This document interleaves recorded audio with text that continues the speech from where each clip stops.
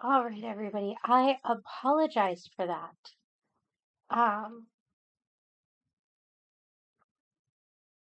my Streamlabs just crashed.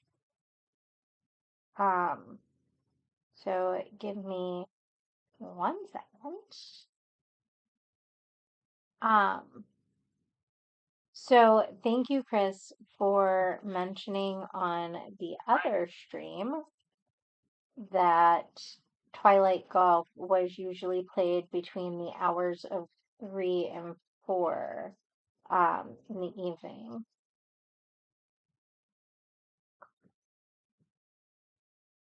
Give me 1 second while I pull everything back up.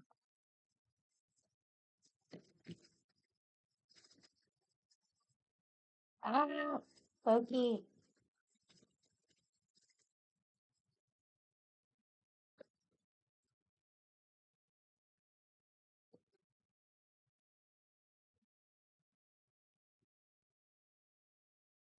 Ah,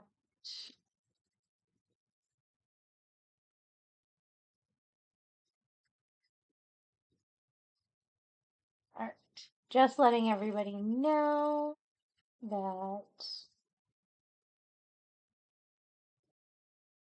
that will not work. Give me just a second. I am seeing what the hell YouTube has me down for and if they ended the other live or not. This way I don't have simultaneous lives currently running. I am so sorry about that. Okay, so we're going to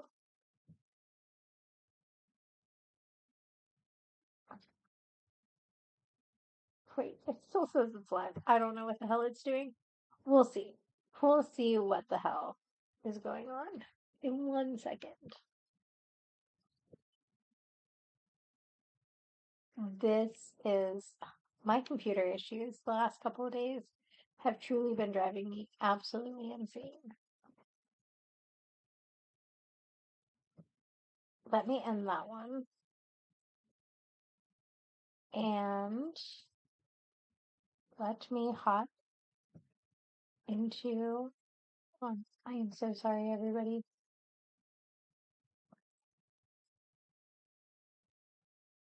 You can tell that my anxiety's been up.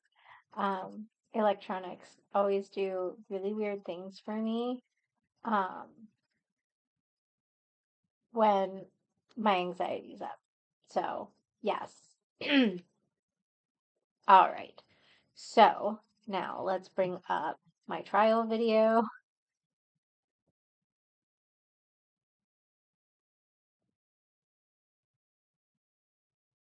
Do not be surprised if you hear my dog lose his shit here shortly because there is a cat outside meowing. All right. I have that up. Perfect. All right. I apologize for that, everyone. But yes, thank you, Chris, again for the information on Twilight Golf on the other stream. That is really helpful. So it is kind of then like the matinee type deal with like the movie theaters, which is really cool to know. So I appreciate that. Also, um, fun fact, I spent a year as a child living in Georgia. Um, my mom and I stayed at a motel that was right across the street from the Masters golf course, which at the time I was a big fan of golf. I hate golf now. I think it's boring, but um I was so excited at that age, at the age that we were living in Georgia, um, to be literally across the street from the Masters golf course.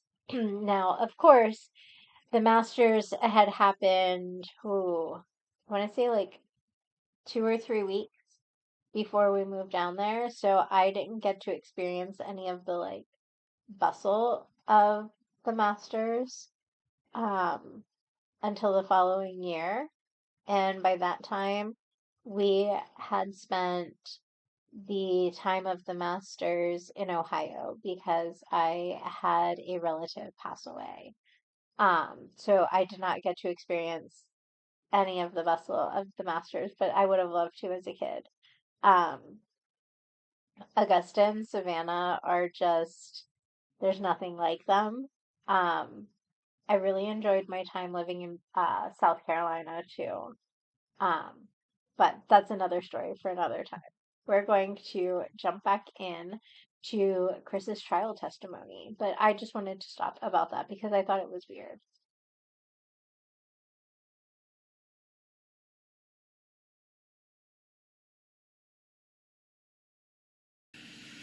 All right.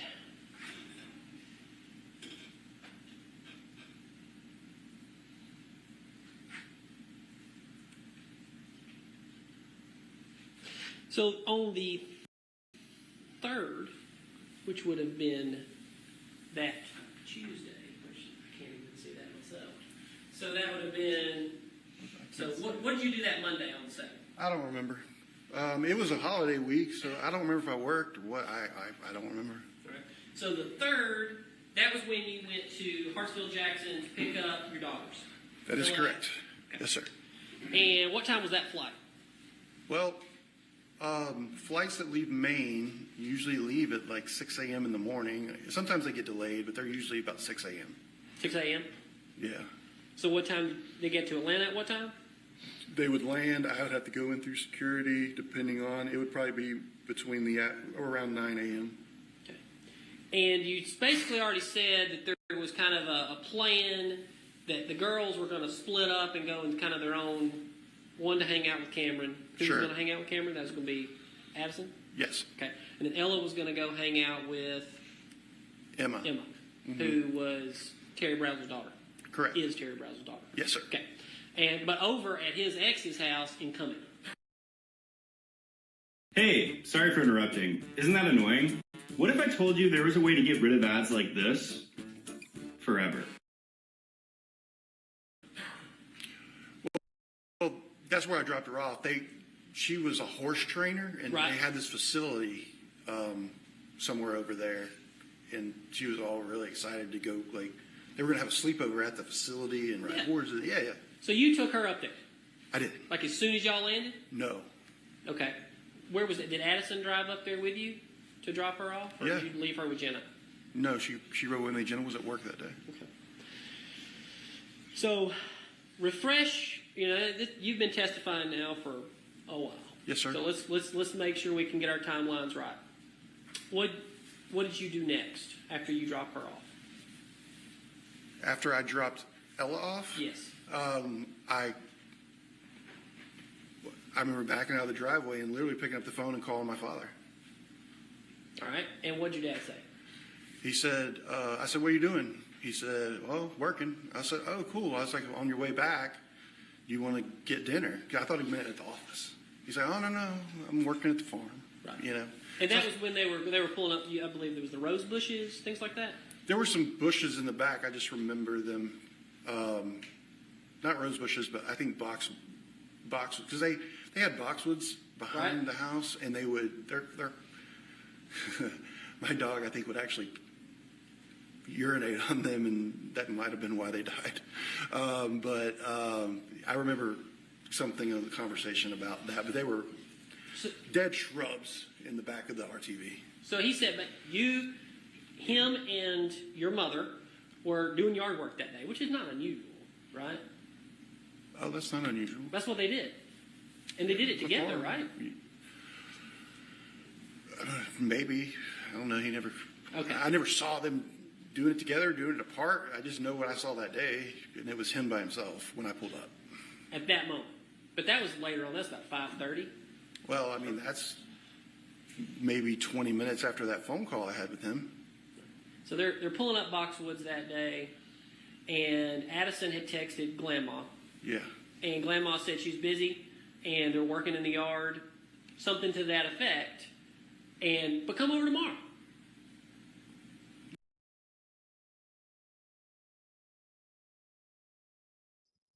Okay, so no, you're right. Nitrogen is good for plants. I really don't think that the dog peeing on the bushes is why the bushes died. Um, but I really think it's funny how Chris initially agrees with the assessment of, you know, hey, my parents always worked in the yard together. It wasn't unusual for them, but then backtracks and is like, I don't know. I've never seen them work together or apart in the yard. I only know what I saw that day. And that to me is funny because how do you agree with that? But then you've never seen them work together or alone in the yard until that day. Like, you've been alive how many decades? 3? And you've never once seen your parents working together or separately in the yard? Like, if that's such a regular thing, why is that something you don't remember? I remember my mom always having a garden as long as we had a yard big enough for a garden. There was never any time in my life that I don't remember my mom working in the garden. And a lot of times I would be drugged to work in the garden with her, especially when we owned 3.5 acres of land in Pennsylvania. Um, so if this was so common that he answers yes to that question, that it's not unusual, why are you telling the jury that, you can't remember them ever working together or apart in the garden?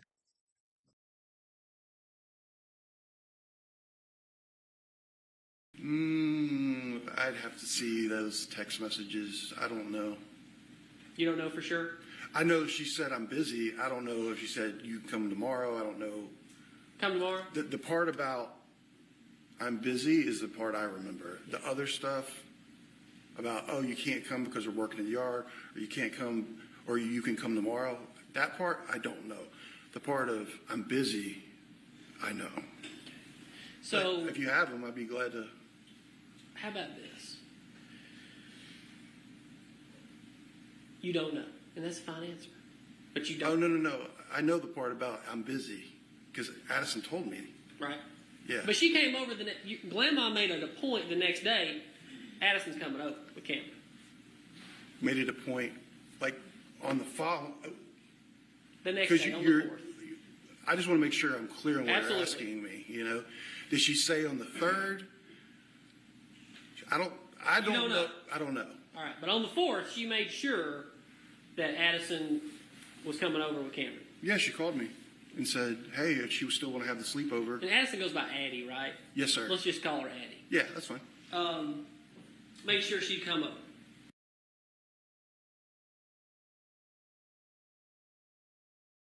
Okay. This is really important as far as the timeline goes. This is something that I think when people watch this live, they tended to miss. The defense gets Chris to clarify with specific dates.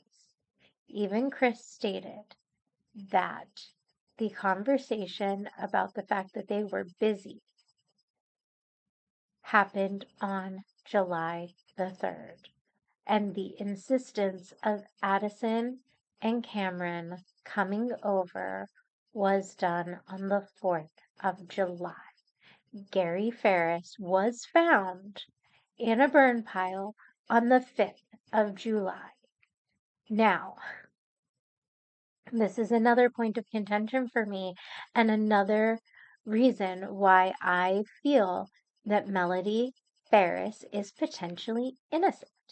Everybody keeps saying that Melody was the only person in the home at the time of Gary's death. That is false. Then, if Gary is assumed to be murdered July 4th into July 5th, because July 4th, Addison and Cameron were both also in that house. Addison and Cameron both testified. Wait, I don't remember if Cameron testified. I do know that Addison testified. I specifically watched that testimony. But Addison testified that there was absolutely nothing amiss in Grandma's house on July the 5th, and that her and Cameron did not hear anything after they went to bed. No fighting, no scuffles, no nothing. They also both admit that they could not find their grandfather the day that they spent the night on the 4th. Addison states that her and Cameron did go look for him.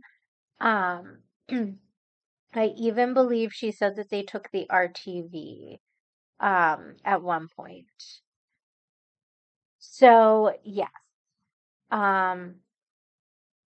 Melody was not alone the day that this happened.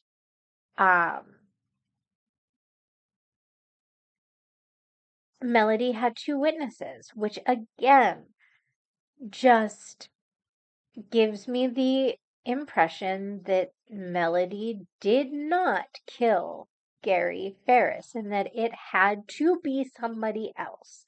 And again, the only other somebody else that it could have been was Chris or Scott.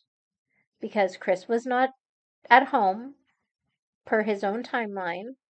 He was sleeping on the couch and then at some point he left. So yeah. And Scott. And Scott was on the property. Scott was at the barn. Scott very well had the means, the motive, and the opportunity to do this just as much as Chris. I wholeheartedly, based on that, if that was the only thing that I had seen of the trial, was that information, and knowing what I know about the fact that the girls then spent the night the day that Gary was murdered, and none of them noticed anything. There was no blood, no nothing. I think that that speaks volumes, but that's just me.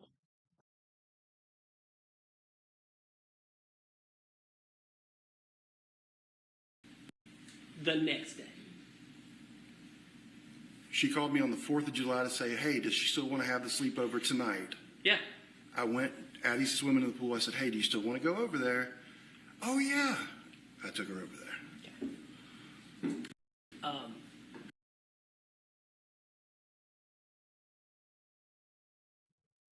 Also, his testimony of how persuasive Addie was and how he just didn't tell her no because of how persuasive she was and how she doesn't take no for an answer. He didn't fight too much. He did say that he really didn't want them to go and spend the night. And that's the funny part, because even in this current testimony, he does not put up much of a fight. He literally says that his mom called and asked if Addison still wanted to spend the night, and he went and asked Addison. And it's like, dude, it is a-okay to admit that you just needed a break from your kid. You are not a shit parent for needing a break. You are a shit person for lying, though. That's my thinking on it. And again, it very well could be the fact that I have very black and white thinking for certain things like this.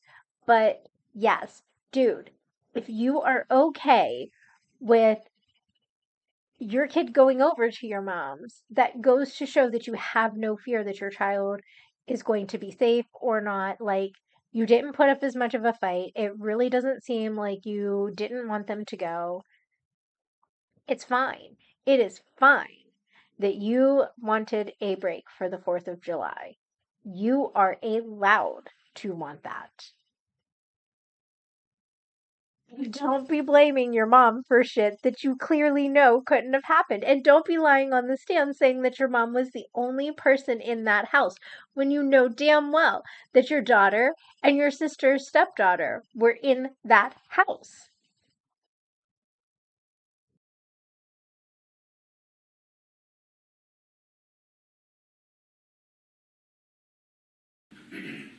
All right, so then you get up to the your parents' house, the farm. Yeah. About I went to 5? Wendy's to get her dinner, then I came to the farm. Okay. And because she just wanted to see Grandma real quick. Is that why? Or Big Daddy and Grandma? Addison? Oh, you're talking about on the 3rd. On the 3rd. I'm back. Oh, I'm sorry. I'm bounced around. Oh, okay. Sorry. Finding a therapist doesn't have to feel overwhelming or impossible. BetterHelp is designed to help you take that first step. My father had just seen Ella in May because Ella had come down. He hadn't seen Addie since Christmas. Since Christmas. And so we're like 15, 20 minutes from, if even that, from the farm. So I was like, hey, had that conversation with him. I wanted her to go see her grandfather. I wanted her grandfather to see her. And my mother too. Right. But I didn't know my mom was there. Right. Because she was working. You just don't know. I just didn't know. Didn't know. But didn't y'all all walk over as a family that day to the barn to look at the ducks? I drove my truck from the house to the barn. I think either Addie rode in the truck with me or she walked with my mom. My dad drove the RTV. But yeah, we all went from the house to the barn to look at the ducks. But everything seemed perfectly normal that day. Nothing at that time. Nothing stood out to me that wasn't normal.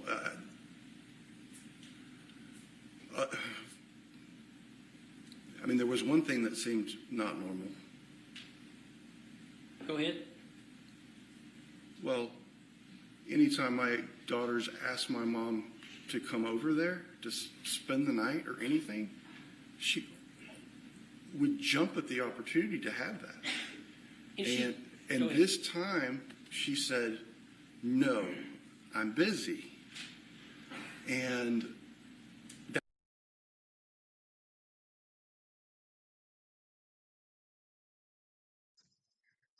Yes, that look, but here's the thing is we just covered by Chris that Melody stated her and Gary were working in the yard that day and that they were busy. He claims that is not normal because she said no.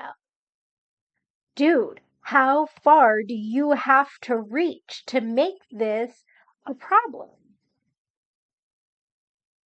Your mom literally took your daughter the very next day. Gary was apparently still alive on the 3rd. That is what they say.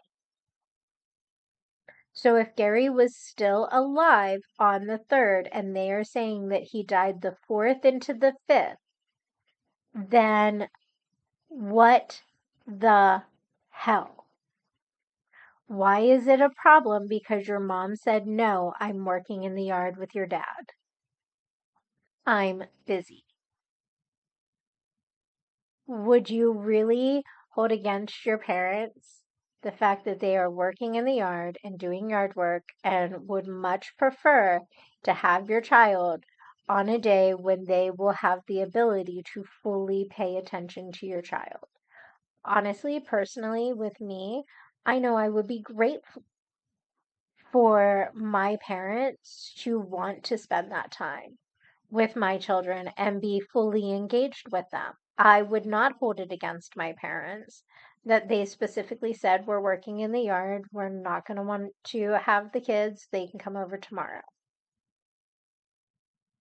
Why is it now, after you've already testified about the fact that your mom said no because her and your dad were working in the yard, and you specifically said up on the stand that it was perfectly normal, but then you backtracked and said, well, it's perfectly normal, but I've never seen them work in the yard together or separately. It just seems like he's reaching. Like he's trying to spin a story that didn't ever actually fully happen. I believe that Melody probably told him the fact that, yes, her and Gary were working in the yard together and that they were busy. That, yes, I will fully say that probably was the thing. Was it normal or not? That I couldn't tell you. But I do also believe that it is not this big, ominous deal that Chris is now trying to portray like 10 minutes later. Um, I feel that he's only making this a problem because he's trying to make this one off incident where they truly were busy, where they truly agreed that they didn't want the grandkids that day, and he's trying to make it something more. Because even according to the police, Gary Farris died not July 3rd into the 4th, but July 4th into July 5th when he was then found on the burn pile. Because his body, when they found it, was still at a temperature of 280 degrees, while an opposite side of the fire pit was still at like 87 degrees.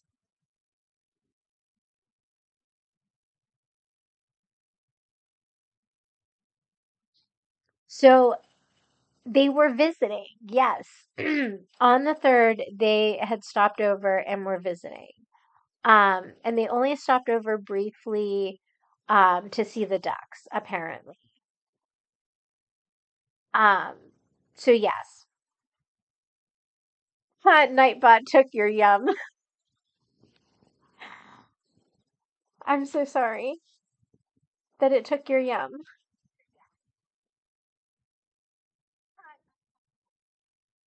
Not Nightbot, Streamlabs, Cloudbot, whatever the hell they call their cloud thingy.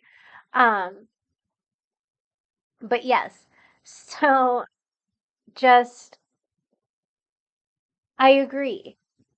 Chris could have sat there and spent some time helping his parents. Like, I don't understand why he's trying to make a problem when there clearly wasn't a problem. And he's even saying that there was nothing else unusual. His parents weren't fighting, they weren't, you know, unable to be in the same room together. Like, they weren't they weren't unable to like converse civilly. His mom was still doing all of the normal things. So why is it so weird that she specifically said for you to keep your own kid for 24 hours and she'll deal with your kid tomorrow because they were doing yard work? You still went over, you still spent time with them for a few hours at least. Chris just drives me insane. Here's what I think he was hoping would happen is that his mom would take them on the 3rd, and then his mom would keep them for the 3rd and the 4th. Again, this is one of those situations where if you need the fucking break from your kids, it's fine to say it. Don't make something into something that it's not. This was Chris wanting to go out with his friends and have an extra night, and he wasn't getting that, and he's pissed that he wasn't getting that, and he's gonna whine like a little baby. And Chris, if you're watching, I'm not going to apologize. That is exactly how you sound. You sound like a whiny baby because you clearly wanted to get rid of your kid on the 3rd of July and the 4th of July, and you were mad that mommy told you no.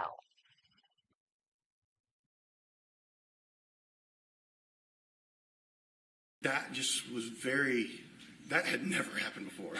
Like, I'd almost have to tell my mom, hey, back off. Like, I want to spend some time with my kids. Like, and that's great. She loved my children. My children loved her. I loved that, loved that. But working in the yard and it was hot that day, yes? Oh, yeah, it was hot. Hot that day. It's not unreasonable for someone to say, we'll do it tomorrow. I'm doing yard work today. That is not an unreasonable thing to say. It's not. It wouldn't be an unreasonable thing for me to say, This is just your interpretation. Right. Okay. Chris just comes across as a pompous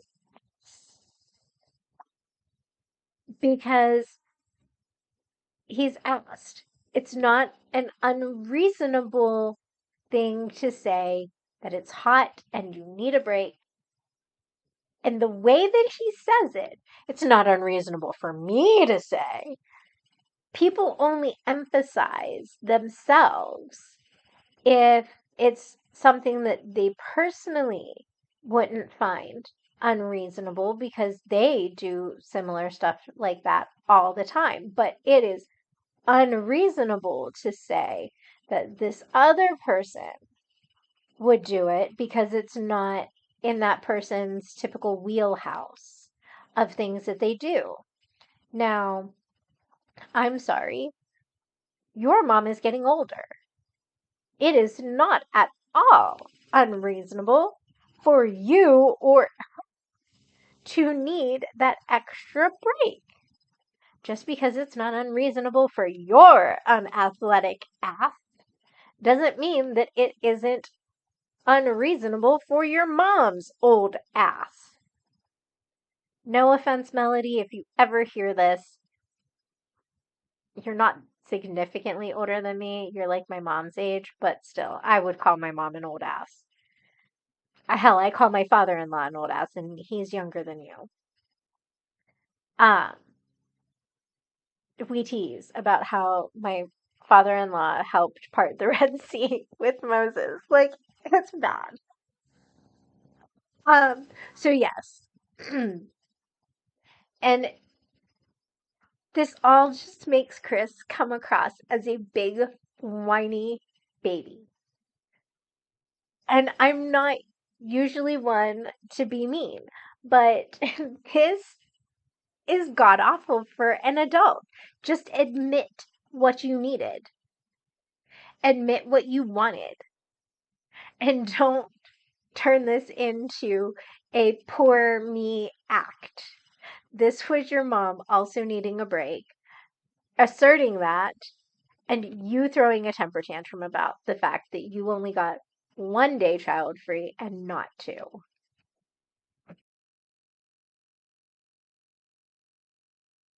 After years and everything that's happened. So let's do this. You were never, really no one was ever asked until about 2019, 2020, what your dad was wearing that day. Mm-hmm. What was the last thing? You remember finally somebody asked you, what was your dad wearing? Yeah. What was your dad wearing? My dad, when he would work in the yard, would wear, or when I say the yard, it's a farm, okay? So it's not like mowing the grass. I mean, there's things to do. He would wear long pants. Almost like cargo pants. You like the type you get it like. Not Carhartt, but just cargo. Cargo. Okay. I don't know what brand,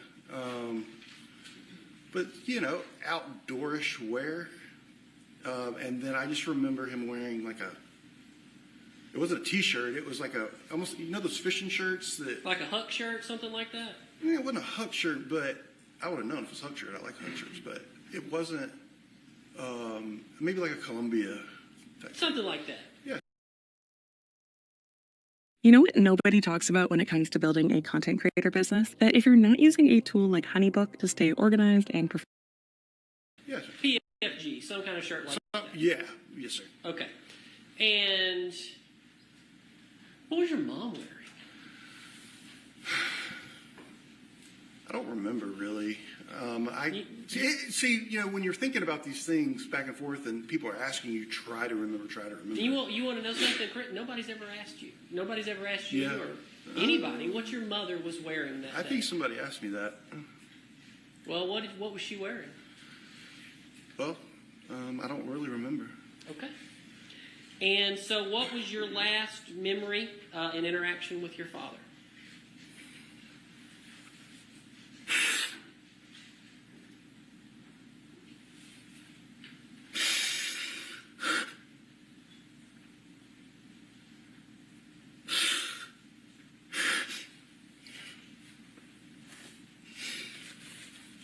I said, we'll see you.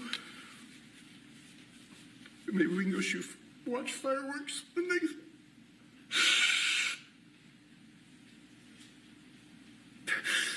I'm sorry. Take your time.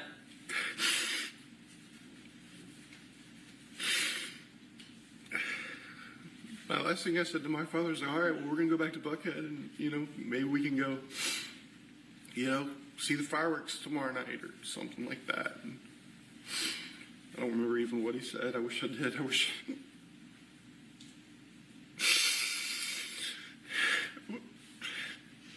That's all I remember. But you do remember he was preparing a burn pile. A large burn pile. Oh yeah, he told me he was. He's like, I'm getting that ready to burn. I said, when are you gonna burn it? Tomorrow.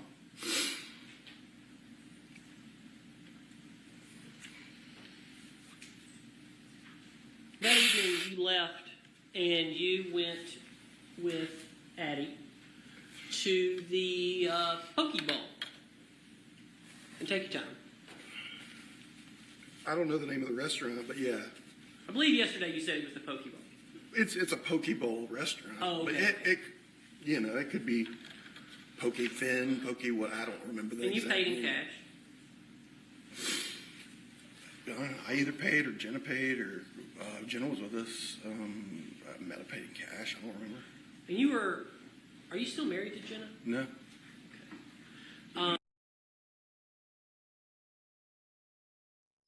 So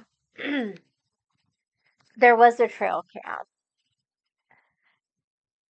and I don't believe that they were able to get anything off of the trail cam. If I remember correctly, they said that the trail cam was not working at the time. And I don't know if they said that had happened because of the fire that they had had, um, like 2 years before Gary was murdered. Um,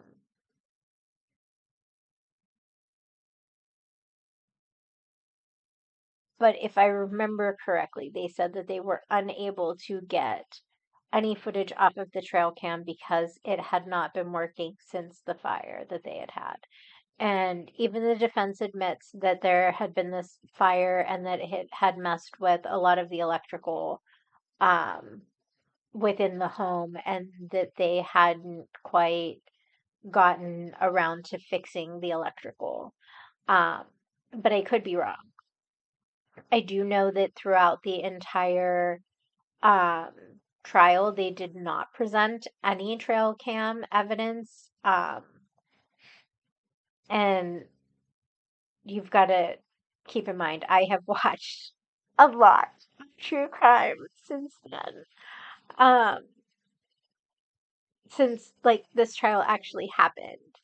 Um, so yes, I'm hoping that I'm not getting the information mixed up with another case, but I am 95% sure that the defense states that the trail cam was not working because of the fire that had happened 2 years before in the house. And they even talk at one point about how like certain things weren't working on the house or had recently gotten to the point where it was within working order. I think the alarm was one of the things that had just recently gotten to be put back into working order.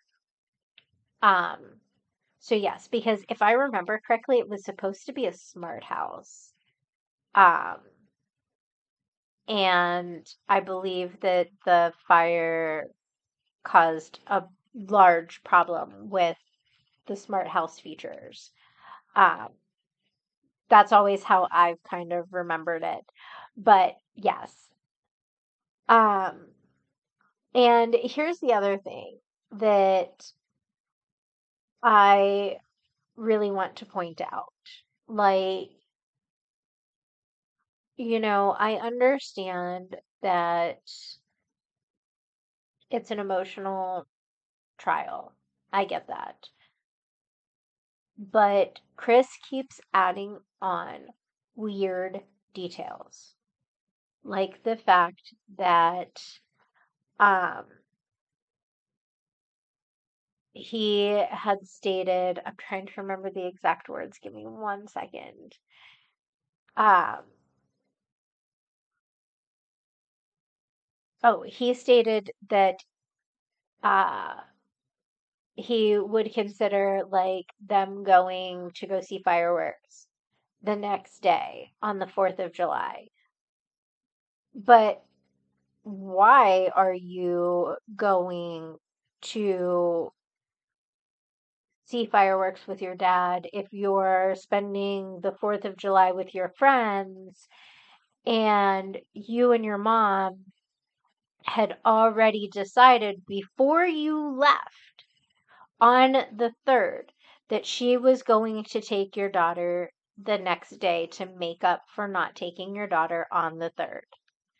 He admits on the stand that him and his mom worked out before he left that she would take her on the 4th of July, even though he did not want to give his daughter to his mom that day. To me, this whole thing seems like he didn't put his foot down as much as he said he did. He wasn't against this as much as he said he was. I 100% believe that he allowed his daughter to be there, knowing that something not right was going to happen. And so that, no, so it's, he has two daughters, Ella and Addison. Ella was spending time with Emma, which was one of his friend's daughters. And then Addison was spending the night with Grandma and Cameron, which Cameron is Emily's stepdaughter. Um, so uh Ella was with Emma at his friend's house. So he would have been entirely child free had he been able to get Addison pushed off onto his mom that day. And I guarantee that since Ella was staying with Emma, the 3rd into the 4th at least, and if I remember correctly, it was also the 4th into the 5th, then Chris would have been child free if his mom would have taken Addison on both July the 3rd and July the 4th. And I will almost guarantee that if Addison got July the 3rd, she would have been able to talk Grandma into day number 2 with her and Cameron. You're welcome. I know it's very confusing because it is a fairly large family, and Chris is not always very clear about his timeline. Um, and so this is another reason why I say that to me, this whole thing with Chris seems more like him throwing a temper tantrum because he couldn't get rid of his kids than not. I feel like he only went to the farm that day not to see the ducks, but to see if once he got there, if he could talk his mom into taking Addison. That is exactly how I feel. And I will almost guarantee that if Addison had been taken by Grandma July the 3rd into July the 4th, then Gary probably would not have been alive an extra day. Because again, I 100% feel that Addison sadly was kind of a pawn to take the eyes off of Scott and Chris.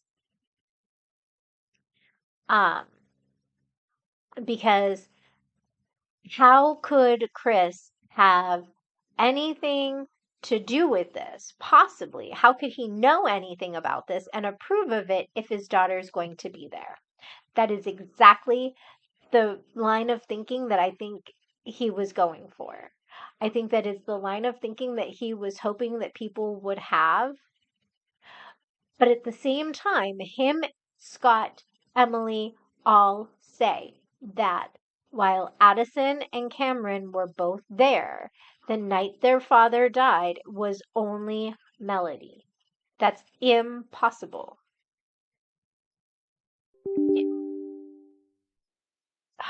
Seriously.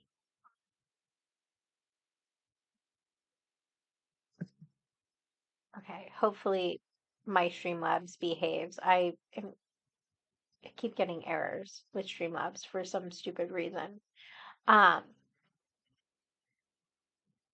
but yes, so it just, to me, the whole thing just makes Chris and Scott look even more guilty to some extent. Because I guarantee that Chris only did it so that, you know, the eyes would be taken off of him and nobody would think that he would have anything to do with it. And so he would get questioned less. Because I feel like Chris is potentially the weak link in this whole thing. Um, I feel like Scott knew that Chris was potentially a weak link in this.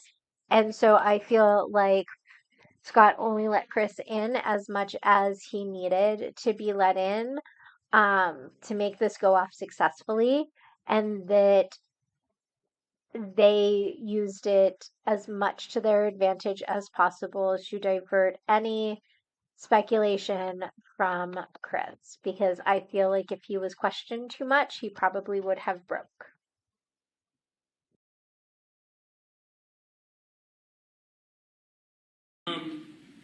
So y'all went back to your apartment. Is the Poke Bowl in the same building as the condo? Oh no, Poke Bowls at Peachtree Battle and Peachtree Street intersect. The Poke Bowl restaurant was. And then y'all went back, and what happened? We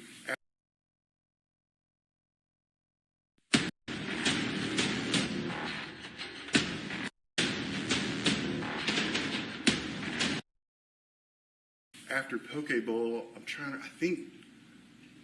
I know we went and got ice cream. They have these rolled ice cream places, and I always, like to take my kids to like cool places like that, and where they, freeze it and roll it, and they make it all fancy. So we went and got ice cream. Like Cold Stone Creamery used to be, or maybe still is. Yeah, it's like Sub-Zero. Anyway, yeah. It's not important. But we went and got ice cream, and then we went back to the condo. Okay. And what time did you go to bed?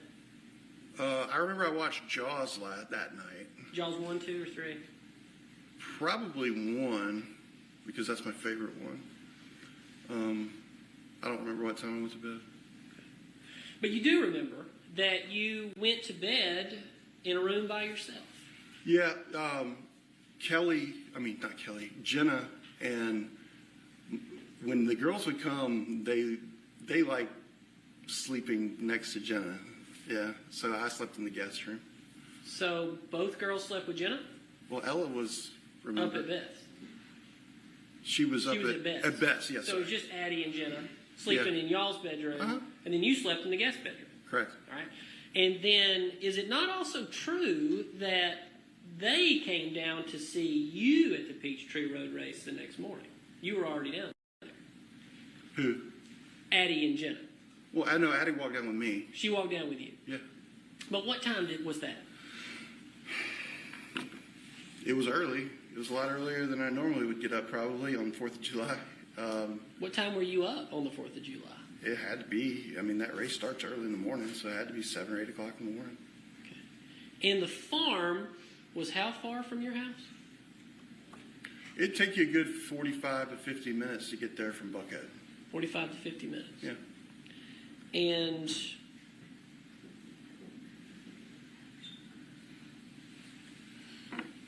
okay, so the next morning, so y'all go. Did you watch the whole race? No, sir. Okay. Like we didn't see the the actual competition. People like how they start with the professional runner. I'm a professional. I'm going to ask you one more question, and then we'll move on from this topic. You was your phone ever dumped in this case? Like they did an extraction. We're always extracting phones in these cases, and it takes forever to actually do a case like this because so many phone extractions. But did they extract your phone? No, sir. Okay. And do you know, did they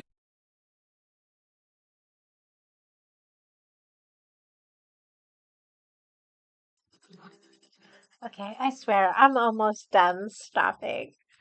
Um, it's just the defense brings up so many good points. And like the prosecution keeps just going with um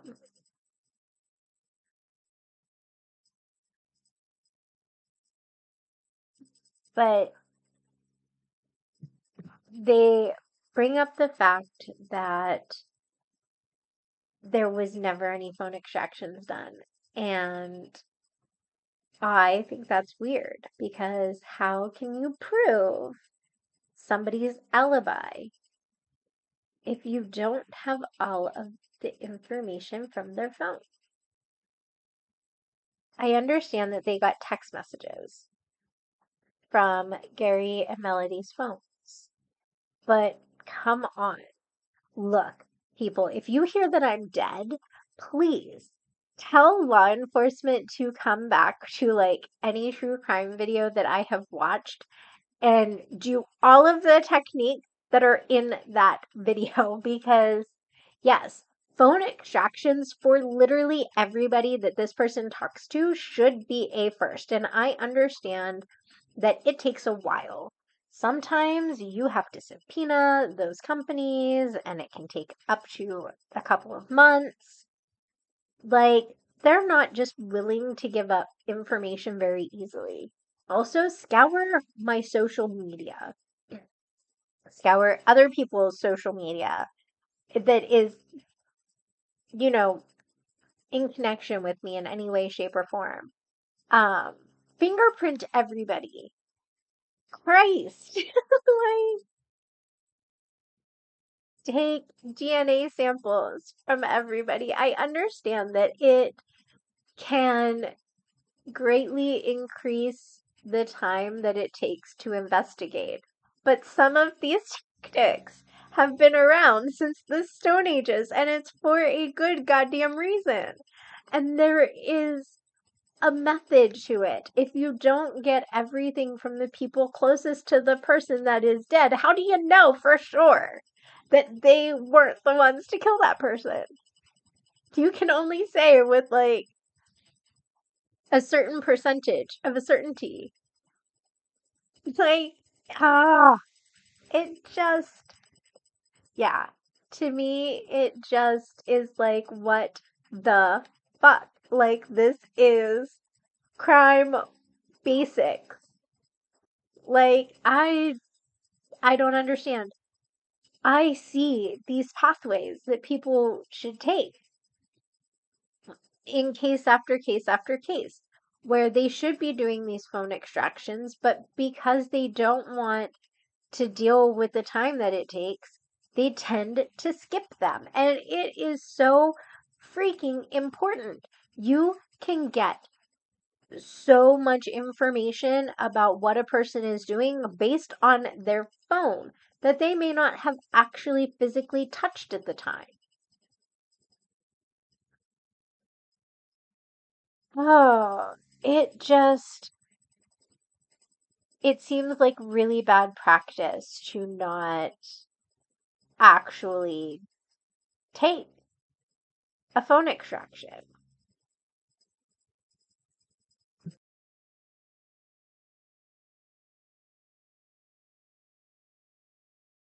they ever do any kind of a geo fence on your phone? Do you know about that to see where you were? Yeah, absolutely. They told me they did. They told you, but you don't know for sure. Did they show you a map? I was shown a map at some point as something, but I don't remember what it was. I don't remember exactly what it was, but I was shown a map at some point during interviews about this whole thing. Okay, because you've been interviewed a lot. 2 or 3 times. Have you ever been considered as a suspect? No, I don't think so. Okay.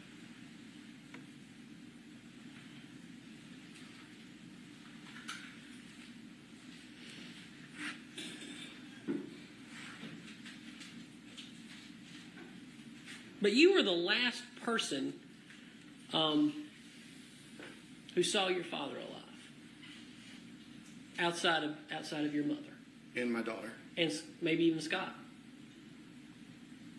Well, yeah, I mean, yeah. Was your daughter already in the car when you walked away from your dad? Was my daughter? I don't remember. Don't remember. I don't think so. But maybe, I don't know.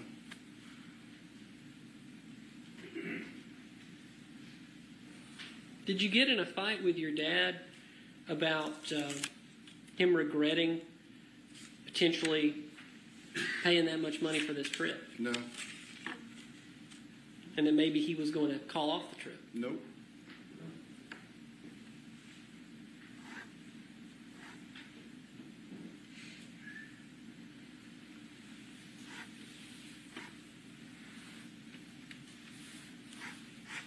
Okay, let's talk about the pool party. When did y'all went to breakfast? You went to Waffle House that day? Or was that on the Are 3rd? you talking about the 4th? The 4th, yeah. Yeah, we went to Cracker Barrel. Cracker Barrel that day, because you went out to Norcross to give a check to an individual that worked for you in your painting I think his business. name was Julio. Yeah. Okay. So you go out there, and his name was Julio? I think so. I think it was Julio. Okay. Yeah. And then you got back, and what time did the pool party start? Oh, I don't remember. Sometime after noon, like after 12 p.m. But I don't remember exactly what time. All right. And how long were you at the pool party before you took Addie up to the house? Oh, man. A few hours. Maybe 2 or 3 hours at least, 3 or 4. I don't remember. And you knew your mom was up at Lake Lanier Islands with Cameron. And Scott. Cameron, Chad, and Amanda. All right. But Scott was also over at Lake Lanier, but he had been playing golf that morning? Do you know? I knew he was playing golf because I saw it on Snapchat. And I remember messaging him on Snapchat saying, God dang, you're playing golf early, aren't you? Like, what time was he playing golf? It was early, I don't remember exactly what time. I just remember, how you look at a picture and you see kind of the haze. Like, he did a Snapchat post that morning about playing golf. Yeah. It's like a selfie and... No, not a selfie. It's just his Snapchat. Okay. Just like of the golf course, happy 4th of July, maybe a beer or something, I don't know. I don't know about a beer, but yeah, I think the happy 4th of July thing probably. Okay. Yeah. Seems to ring a bell. All right. So you texted back. So you knew he was there. You knew your mom was up at the lake. Your mom messages you, doesn't agree to meet on 400. You take her up to the house. Addie. She called me. Your mom called you. Mm-hmm. What'd she say? Like I said before, she said, hey, does Addie still want to come have the sleepover at the farm? Obviously, she said yeah. Yeah, I remember, walked over, she's in the pool, swimming. I said, hey, you still want to go up there? Because You didn't really want to go because you're at the pool party. I didn't want to go just because it was so late in the day. I was like, well, we're already kind of here, and so, but like I said, if she wanted to go, I was going to take her. Okay. I want to ask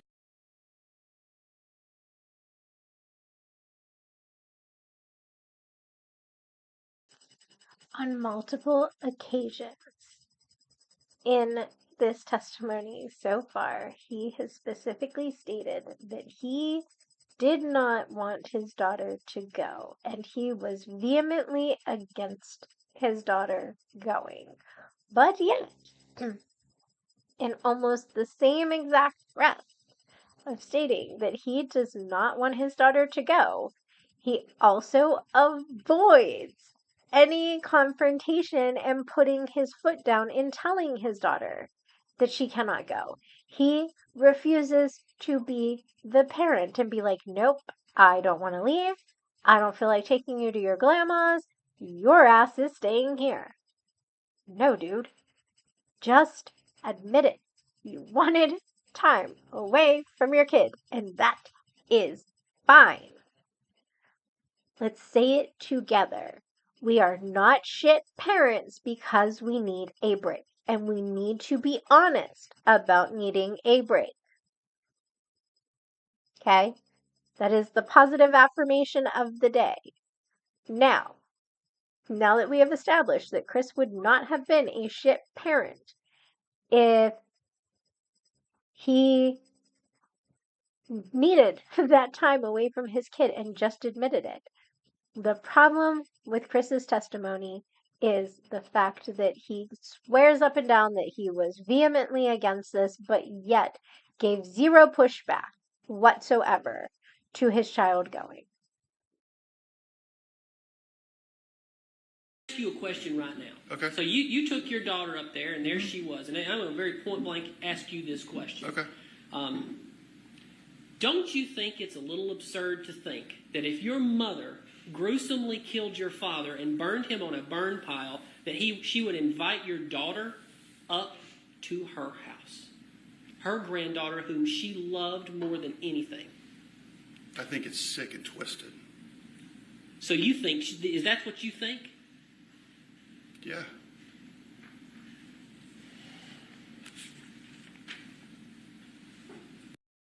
Did you know that a cracked or settling foundation only gets worse over time? Hi, I'm Aaron Stahl. And I'm Jenny. And that was, what'd you do the rest of the night on the 4th? Went home.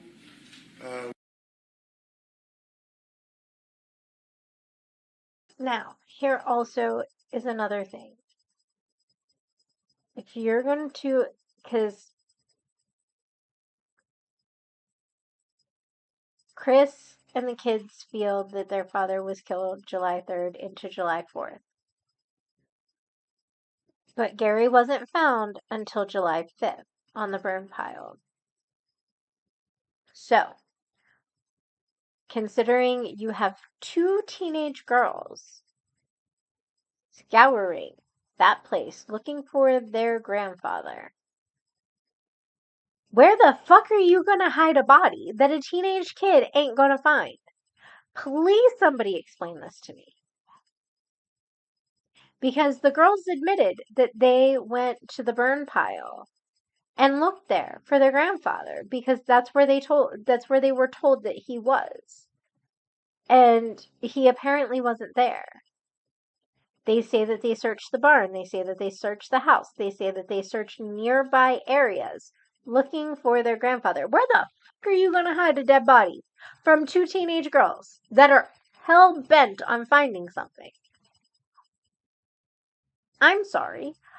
I can hide shit from all 3 of my kids. And they're still gonna sniff it out somehow. They always fucking do. Do you know how many times I've tried to hide candy and chocolate and all kinds of shit? Like, yeah. Kids are sneaky.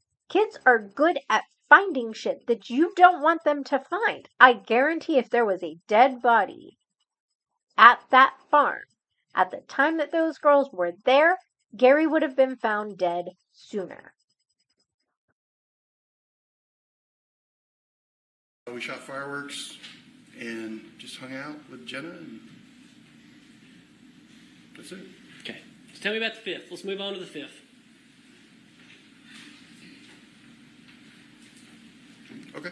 What'd you do? Tell me when you got up. Woke up.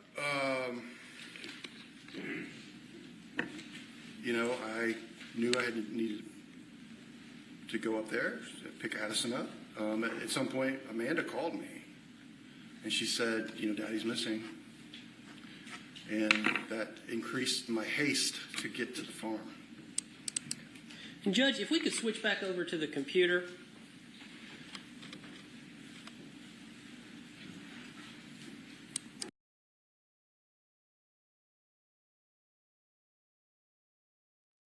Now, keep in mind that you will hear testimony that Gary was missing July 4th into July 5th. And then it was later in the day on July 5th that he was found on the burn pile. I believe it was like somewhere around 2 o'clock in the afternoon.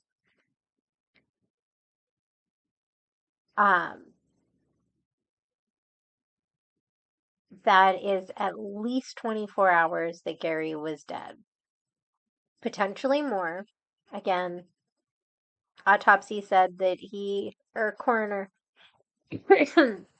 said that he was murdered the 4th into the 5th. But they do admit that there is room for error because of the fact that Gary's body was burned so badly and parts of it were actually cremated. So, totally get that, the 4th of July into the 5th of July is totally an estimate. But I keep using that as the reference point because that's usually what they've been using as the reference point. Sorry. And why aren't you calling about him missing sooner? Why, if he was missing all of the 4th of July, is nobody calling and saying, hey, we haven't been able to find my husband all day. Why is it taking you a day and a half? And that doesn't go just for Melody. That goes for Scott, too. That also goes for Chris. Sorry. And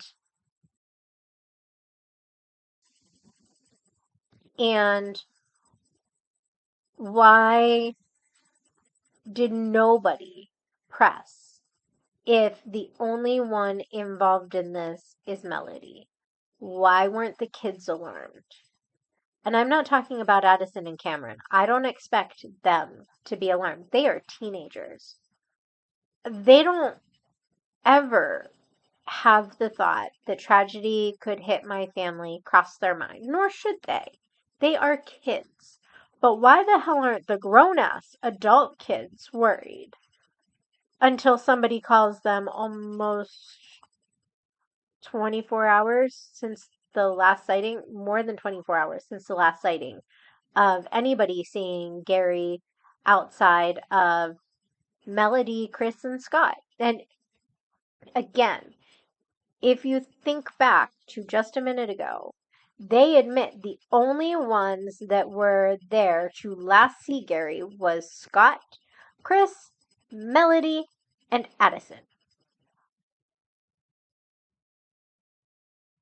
And yet, there's a lot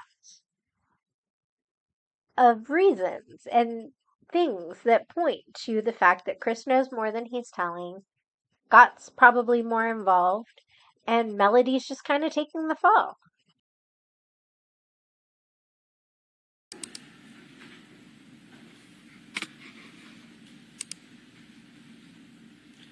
So, and I'm showing you what's previously been marked as Thrasher 51. Can you tell me, you walked up, where did you see Amanda and your mother sitting? You see those steps?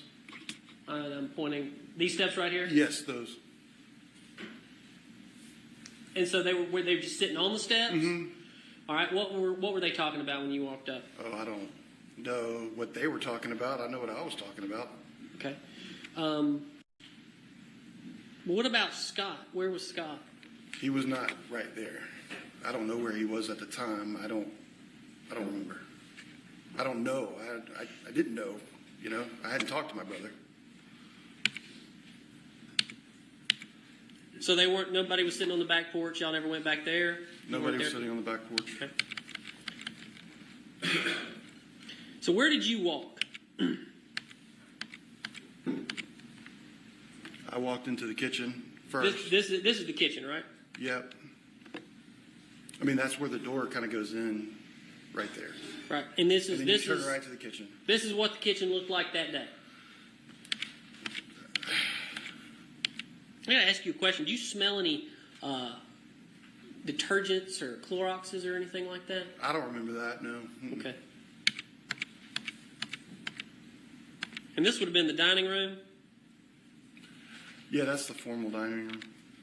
And this kind of behind where this orchid plant is, that'd be the door going down to the basement? Correct, sir. Did you walk where did you go in the house? Well, I walked in, and I remember going to the kitchen, and then I'm thinking I need to find my dad's wallet, because that would tell if he's still possibly here or not. It would give a tell if he wouldn't leave the house without his wallet.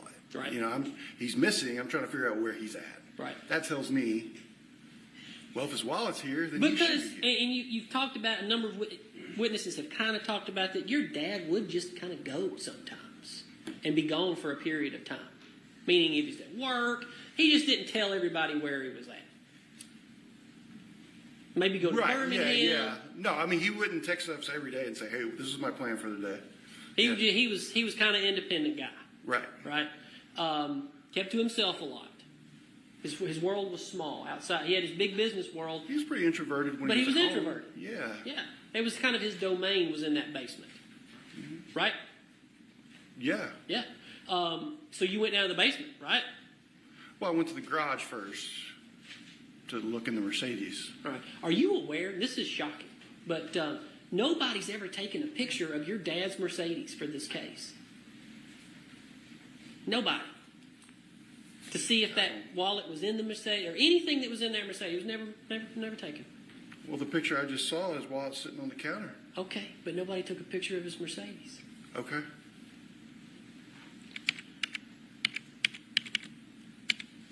This is your dad's, was this just kind of a formal library, but nobody actually used it?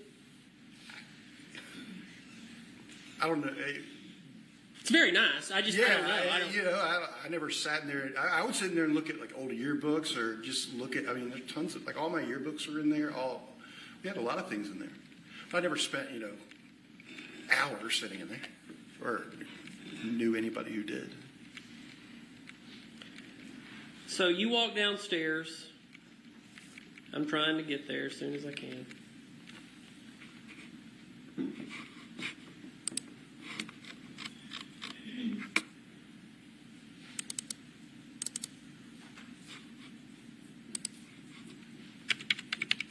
Is there a way, Megan, to get just a screen of all the pictures?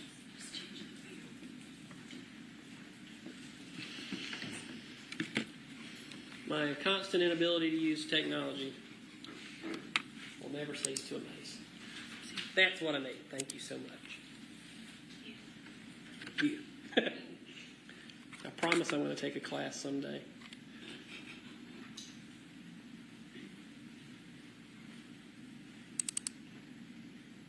Okay. So this is the kind of living room area downstairs, yes? In the basement, correct. In the basement? Yes, sir. Did you go down there? Yes. And as you were walking around down there, did you ever see any blood? No. Did you see a bullet? No. Okay. Now I'm going to ask you this. Are you aware? Now, at what point did Scott come up to you and tell you that a gun was missing? He never came up to me and said a gun's missing. He just kind of was talking about it. That's what I testified to yesterday. Well, I'm asking you again because sometimes... Yeah, he never pulled me aside and said, hey, I have this gun. Like, he was saying it for everybody knew. He so was Amanda was right there? Oh, yeah. Mom, right there? Yeah. Was that when you first came up? No, I remember him saying that. This is after what we discovered in the burn pile and after, from what I remember after 911 had been called, from what I remember. And did you hear your brother say something to the effect of, I was in Afghanistan or Iraq. He was in Iraq, correct? And I know what burned bodies look like. I don't remember him saying that, but I think he told me he had said that, or somebody told me he had said that. I mean, were you standing there when he was calling 911 because he told 911 that? Yeah, no, because he said, when he said, get the girls out of here, I'm calling 911, I got the girls out of there. Right. Yeah, so I didn't hear his actual conversation with 911. So are you aware that your brother Scott says that there was a revolver of some variety in that drawer right there? Yes? That he found it. The Chrome extension everyone will be using in 2025. I feel like I just found a Google cheat code. This Chrome extension lets you block. Now, again, going back to and the statement you said earlier, and I'm going to ask you the question. And the jury can hear the answer. But Grandma loves those grandchildren. How ridiculous is it that Grandma would leave a gun in open access for children to have access to? Well, I sure wouldn't do it. But your mom wouldn't either. I don't know that. You know her. I'm her firstborn son. I know her. Did you ever hear the story of the year before when she made sure that when Scott had surreptitiously left the 32 in the barn, that she made sure it was moved up high so that those kids could never touch that gun in a barn? I never heard that story.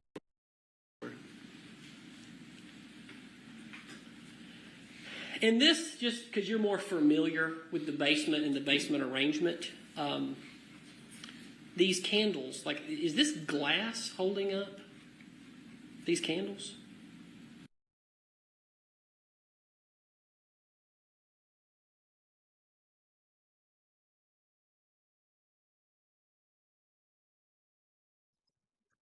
All right. So I know that they're showing an image. I'll take it back a little bit.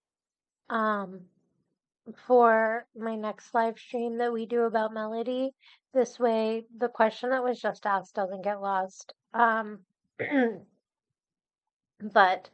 I am going to get off of here so that I can eat dinner.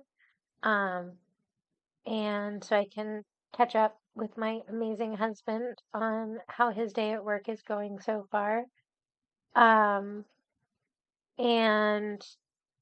hopefully, I will be able to hop on tomorrow with at least a quick recap of the first day of trial for the Nicole Verzi case because they are starting jury selection tomorrow. I don't know if they're going to get through jury selection or what, but yes, I will give updates on the Nicole Verzi case hopefully tomorrow. If not, I'll try to hop on after partial on Wednesday.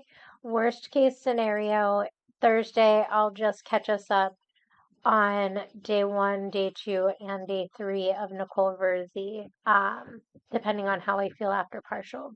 Thank you so much, Chris, for always participating. It is a joy to have you in chat. Thank you to everybody who has watched the stream. Don't forget to like, subscribe, share, even though the last couple of streams have not been the best tech-wise. We've managed to get through them no matter what's happened so far. Thank you so much. I appreciate